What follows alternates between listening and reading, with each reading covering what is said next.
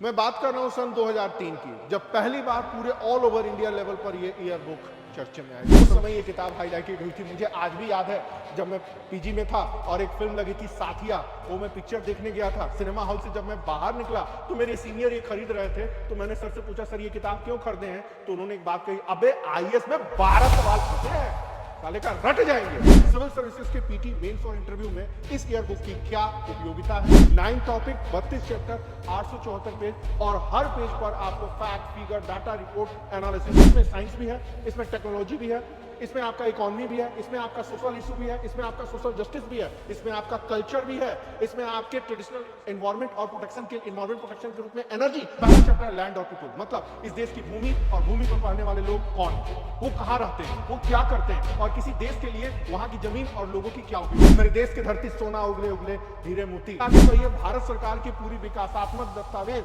और प्रशासकीय नीति का ये जीता जागता उदाहरण भी है। अब यहाँ से ये कॉपी होगी विजन में, बाजीराव एंड रवि में, पीडब्ल्यू में, इकोनॉमी के किसी किताब में। हम जैसे टीचर भी यहीं से पॉइंट आउट करके बच्चों को पढ़ाते हैं। साइंस एंड टेक्नोलॉजी का है, स्पोर्ट्स का है, तो 3 एक साथ है। अब देखिए, साइंस, कल्चर और स्पोर्ट, 3 को एक साथ पढ़ने का क्या तुक नजर आ रहा है? साइंस GS4 है, कल्चर GS1 है और स्पोर्ट्स जीके में आता है, बट यहाँ पर तीनों दिया गया। अब आपके समझ में आएगा कि आईएएस के एग्जाम में जो प्रश्न आते हैं ना, वो क्रिकेट डिप्लोमेसी के बारे में कैसे आते हैं, वो यहाँ से आते हैं। हेलो एस्पायरेंट, कैसे हैं आप सभी? स्वागत है आज की वार्ता में। और आप में से कुछ लोगों ने मुझसे पर्सनली मैसेज करके बोला कि सर इंडिया ईयर बुक की बारे में थोड़ा बताइए कि आखिर क्यों, इसकी क्या इंपॉर्टेंस है और एक कॉम्पिटिटिव के लिए इस ईयर बुक की क्या यूटिलिटी है, प्रासंगिकता। तो मैं आपको बता दूं, मैं बात कर रहा हूं सन 2003 की, जब पहली बार पूरे ऑल ओवर इंडिया लेवल पर ये ईयर बुक चर्चे में आई थी। उस समय हम पीजी के स्टूडेंट्स थे इलाहाबाद यूनिवर्सिटी में। तो लगातार चर्चे में आई कि इंडिया ईयर बुक नामक कोई किताब होती भी है भारत के सूचना प्रसारण मंत्रालय से।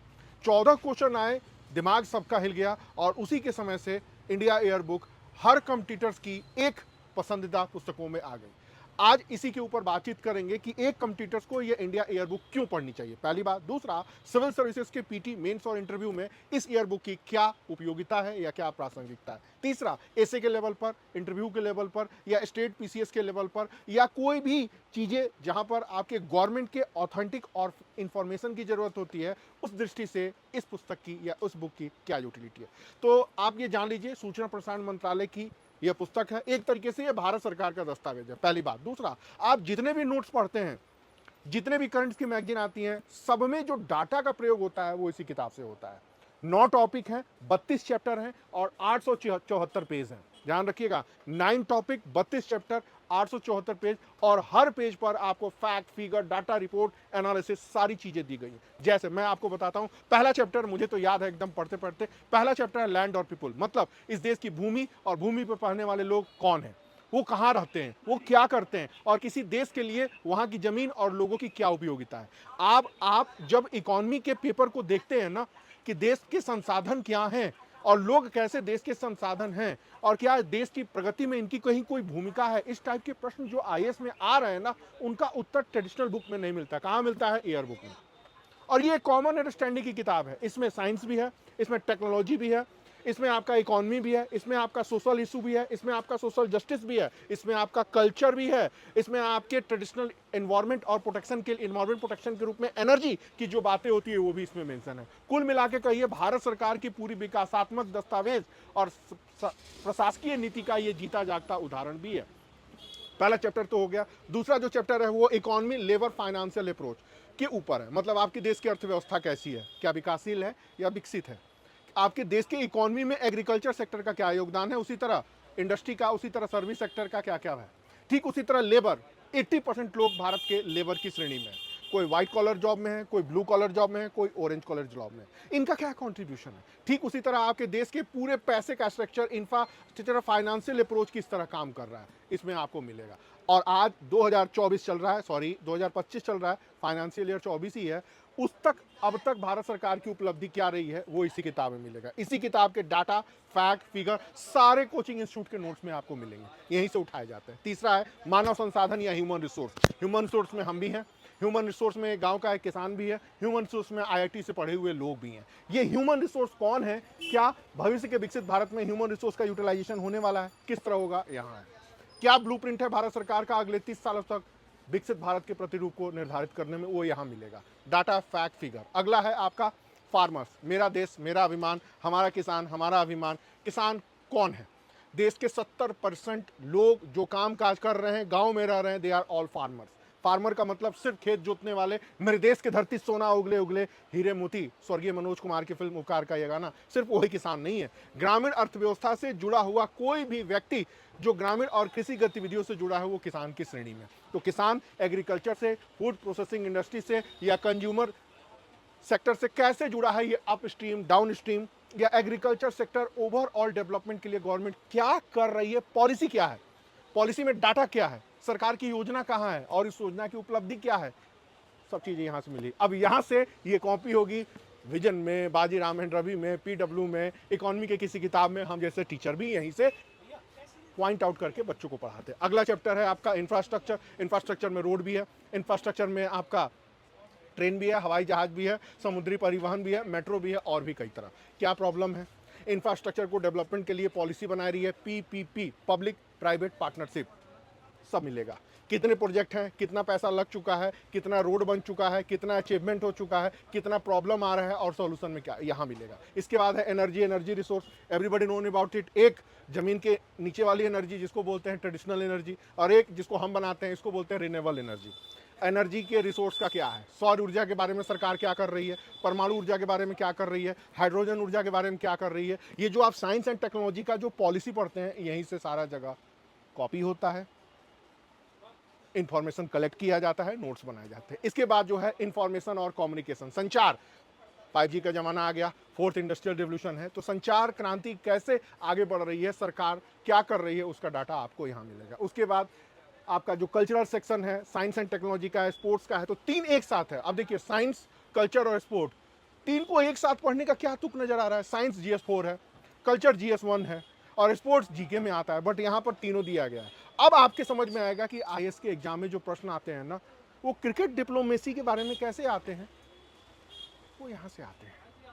और अंतिम चैप्टर है फेडरल स्ट्रक्चर और नेशनल इवेंट, मतलब केंद्र और राज्यों के संबंध कैसे हैं, किस प्रकार बदल रहे हैं, किस प्रकार बन रहे हैं, क्या क्या है, किस तरह है। तो कहने का मतलब है, बात चाहे पॉलिटी की हो, बात चाहे हिस्ट्री की हो, बात चाहे इकोनॉमी की हो, बात चाहे सोशल जस्टिस की हो, बात चाहे सोसाइटी की हो, बात चाहे साइंस एंड टेक्नोलॉजी और इन्वायरमेंट की हो, या GS के सब सेक्शन की हो, अभी करंट की कंडीशन क्या है उसका इंफॉर्मेशन सिर्फ यही किताब देती है। इसलिए इस किताब का उपयोगिता या प्रासंगिकता GS के सब सेगमेंट में है। पहली बात, बच्चे थोड़े गुमराह हो जाते हैं, थोड़ी मोटी जरूर है, थोड़ा बोझिल भी है, थोड़ा पढ़ने में आपको मज़ा नहीं आएगा, बट पढ़ना तो पड़ेगा। 2003 डेट याद रखिएगा, उस समय ये किताब हाईलाइटेड हुई थी। मुझे आज भी याद है जब मैं PG में था और एक फिल्म लगी थी साथिया, वो मैं पिक्चर देखने गया था सिनेमा हॉल से। जब मैं बाहर निकला तो मेरे सीनियर ये खरीद रहे थे, तो मैंने सर से पूछा, सर ये किताब क्यों खरीदे हैं? तो उन्होंने एक बात कही, अबे IAS में 12 सवाल फंसे हैं, साले का रट जाएंगे। आज तक वो डायलॉग मेरे दिमाग में पड़ा हुआ है, और उस साल से आज तक हर साल जो नया आता है पढ़ना पड़ता है। इंडिया ईयर बुक हिंदी में भी आती है, इंग्लिश में भी आती है, भारत सरकार का दस्तावेज है। और सबसे बड़ी बात, इसी के सारे इंफॉर्मेशन को सारे coaching institute, teachers, book writers utilize करते हैं। आज तो आपके पास सोशल मीडिया है, आप सीधे सरकार के मंत्रालय की रिपोर्ट से डाटा ले लेते हैं, लेकिन आज से 2 साल पहले इसी किताब पर आश्रित होते थे। अब सोशल मीडिया पर खोजिए, भटकिए, या पूरी पॉलिसी यहाँ पर आपको एक साथ मिल जाती। इसीलिए मैं कहूँगा कि आप अपने तकिए के जगह पर इस किताब को जरूर रखिए, कम से कम एनर्जी तो निकलेगी, कुछ तो समझ में आएगा। और ये किताब आपको इसीलिए पढ़नी पड़ेगी। जैसे योजना होती है, जैसे कुरुक्षेत्र होती है ना, उसी तरह ये इंडिया ईयर बुक है, और हर सेक्टर में इसका यूटिलाइजेशन होने वाला है। अब दूसरी बात आती है कि इस किताब को पढ़ें कैसे। तो पहले आप इस किताब को लीजिए, अंडरलाइन करिए, 4 दिन में एक चैप्टर पढ़िए और 2 महीनों में धीरे धीरे इस पुस्तक को पढ़ लीजिए। फिर GS से टैली करिए कि GS1, GS2, GS3, GS4 से यह टॉपिक कैसे जुड़ा है। फिर PT में इसका कैसे यूटिलाइजेशन होगा, मेंस में इसका कैसे यूटिलाइजेशन होगा, ये डिसाइड करिए। नहीं डिसाइड कर पा रहे हैं तो हम अपने एक अगले वीडियो में फिर आपको बता देंगे, लेकिन फिलहाल ये किताब आपको पढ़ना जरूरी है। याद रखिएगा, 9 टॉपिक, 32 चैप्टर और 874 पेज, सूचना प्रसारण मंत्रालय भारत। वर्तमान में भारत सरकार की बजटीय नीति क्या है, कौन कौन सी योजनाएं नई आई हैं, पुरानी योजनाओं का क्या हुआ है, पुरानी योजनाओं की उपलब्धियां क्या हैं। हालांकि आपने और जगह भी पढ़ा होगा, लेकिन ये सारी चीज़ें इसमें मेंशन है। एक साल तक ये किताब रिलेवेंट रहेगी। अगले साल हो सकता है बजट आ जाए तो 2-4 डाटा चेंज हो जाएंगे, बट अगर आप तैयारी कर रहे हैं तो ये बेस बुक आपको पढ़ना पड़ेगा। हालांकि मैंने कई बार किताबों का जब रिव्यू किया, नई नई किताबें बताई, तो मैंने इंडिया एयर बुक के बारे में बताना मैं भूल गया। कारण क्योंकि जब आती है तभी मैंने कहा कि इसको मैं अलग से इसके ऊपर 10 मिनट बात करूंगा। तो अब आपकी बात समझ में आ गई होगी इंडिया एयर बुक की यूटिलिटी या उपयोगिता या प्रासंगिकता आपके लिए क्या है। हाँ, इसी तरह अगर आप यूपी पीसीएस दे रहे हैं तो यूपी गवर्नमेंट की भी ईयर बुक आती है, उसकी चर्चा हम आगे करेंगे। मेरे यूपी पीसीएस के मेंस की क्लास में अगर आपने देखा होगा तो हर प्रश्न को एक्सप्लेन करते वक्त मैं ईयर बुक सामने रखता हूँ।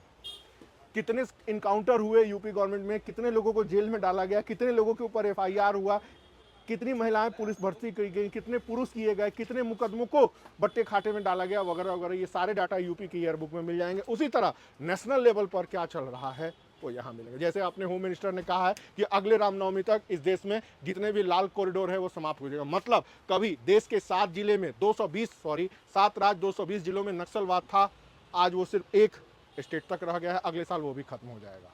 ये डाटा कहाँ से आया? तो जो सरकार कर रही है, जो सरकार कर चुकी है, जो सरकार को करना है, everything is mention in this book. इसलिए आपको ये किताब पढ़ना पड़ेगा, क्योंकि सरकार तो चलाना है आपको।